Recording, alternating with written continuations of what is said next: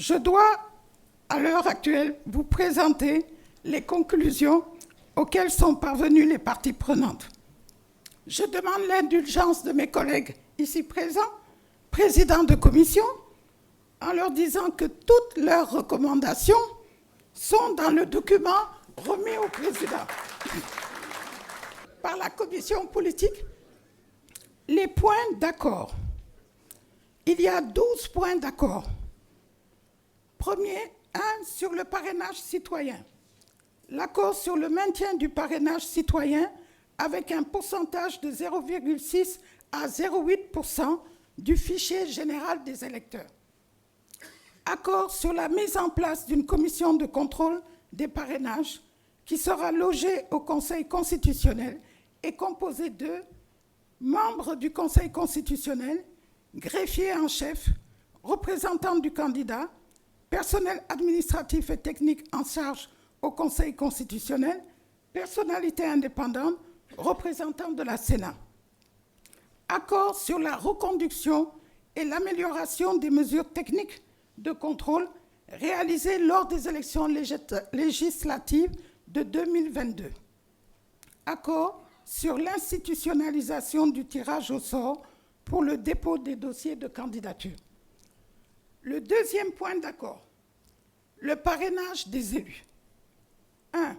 Accord sur le parrainage de 8% des députés, correspondant à 13 parlementaires dans l'actuelle législature. Accord portant sur le parrainage de 20% des chefs d'exécutifs territoriaux, correspondant à 120 maires et présidents de conseil départemental présentement. 3. La caution. Accord sur le montant de la caution qui ne peut excéder la somme de 30 millions de francs pour l'élection présidentielle. 4. La question des droits civiques et politiques des candidats. Accord sur la modification de l'article L23-3 du Code électoral en y ajoutant la mesure de la grâce. De ce fait, l'article L28-3 sera modifié ainsi qu'il suit.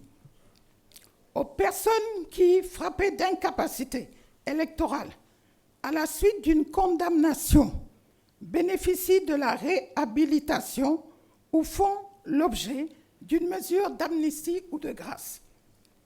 Pour les personnes bénéficiant d'une mesure de grâce, l'inscription sur les listes électorales ne pourra intervenir qu'après l'expiration du délai correspondant à la durée de la peine prononcée par la juridiction du jugement, s'il s'agit d'une peine d'emprisonnement ou d'une durée de 3 ans à compter de la date de la grâce, ou s'il s'agit d'une condamnation ou une peine d'amende. 5. La question de la candidature du président sortant. Les pôles ainsi que la société civile, après avoir rappelé leur position sur la question, en appellent au respect de la Constitution, des lois et des règlements. Accord sur la prise du décret cité à l'article L49 du Code électoral relatif aux modalités d'accès et de contrôle du fichier électoral. Accord sur l'opportunité d'un audit du fichier électoral après l'élection présidentielle du 25 février 2024. Liste des points à discuter pour le comité de suivi, le bulletin unique, l'audit du fichier électoral, la révision de l'article 87 de la Constitution, le statut de l'opposition, le cumul des postes, l'accès aux médias d'État.